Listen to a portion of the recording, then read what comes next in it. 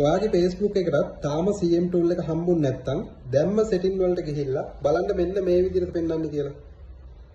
හරි. ඒ කියන්නේ Facebook එක ඔයා ගැන තාම බලාගෙන ඉන්නේ.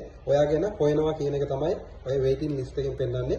ඉතින් මේකදී ඔයා කරන්න ඕනි ඔයාගේ Facebook එකට නිතරම ඔයාගේ දේවල් විතරක් අප්ලෝඩ් කරන්න ඕනි. වෙන අයගේ කිසිවක් දාන්න එපා.